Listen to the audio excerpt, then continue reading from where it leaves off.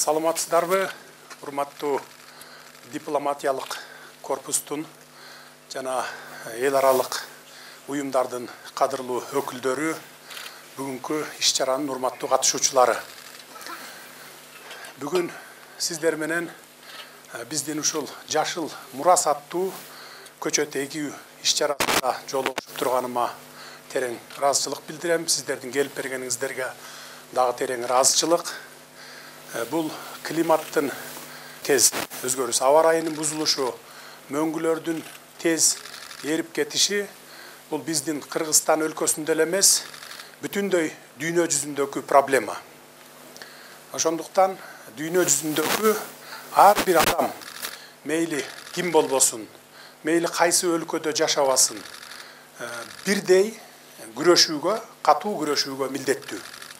Анткени мейли биз ушундай бийик тоолуу, суук, кышкысын суук баягы Кыргызстанда жашайбызбы же Африкада ысык, Африкада жашайбы.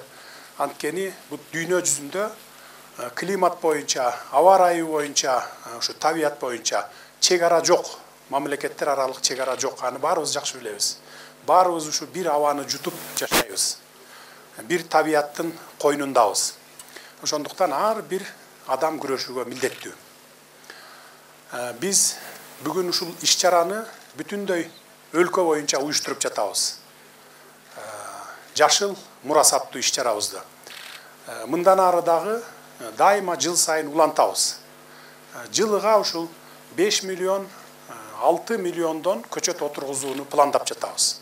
Мына быйыл баштадык, жылда улантабыз. Анан ар бир региондо бүгүн, райондо, айыл өкмөттөрдө ушул иш-чара жүрүп жатат. Жылда уланмакчы. Былтыр биз Глазго шаарына барганда саммитке тоолорду туруктуу өнүктүрүү жылы деп жарыялайлы деген демилге көтөргөнмүн 22-жылды. Бириккен Улуттар уюмунун башкы ассамблеясынын 76-чы сессиясында колдоп бердиңиздер. Ошондуктан бардыгыңыздарга, дипломатиялык өкүлчүлүктөргө, бардыгыңыздарга терең ыраазычылык билдиремин. Эмне үчүн биз жашыл мурас деп атадык? Анткени ар бир адам өзү жашап өткөн дүйнөдө мурас калтырып кетүүгө милдеттүү. Ар бир адам өзүм үчүн эле жашап өтүп кетишим керек бул дүйнөдөн деген максатты койбош керек. Анткени биздин балдарыбыз өсөт, неберелерибиз, чөбөрөлөрүбүз жашайт кийин. Ошого биз ар түрдүү мурастарды калтырып кетүүгө милдеттүүбүз. Ушул жерде турган ар бирибиз милдеттүүбүз. Мурастардын ар кандай түрлөрү болот. Акчалай мурас болот, дүйнө менен мурас болот, климаттык мурас болот, мына ушу табияттын мурасы. Мурастын түрлөрү көп. Анын ичинен эң маанилүүсү ушул мына табият мурасы.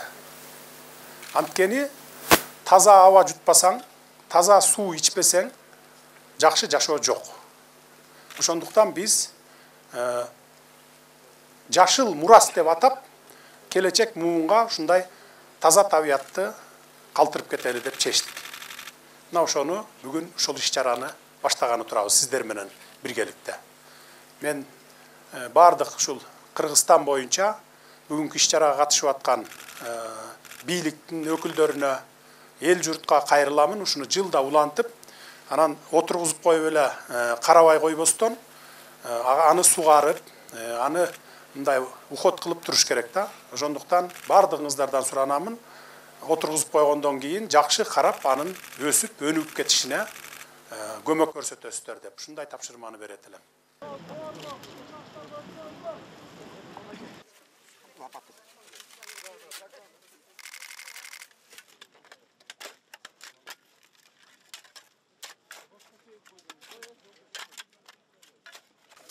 Hazır mı?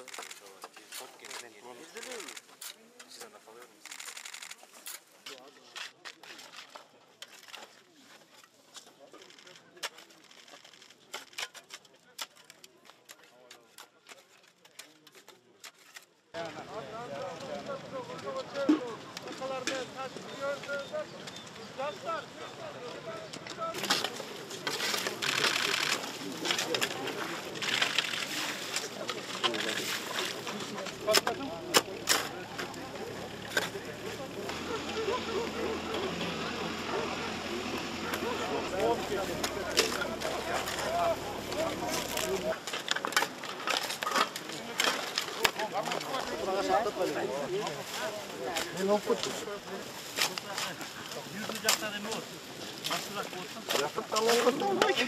Чакырай тоткондо достор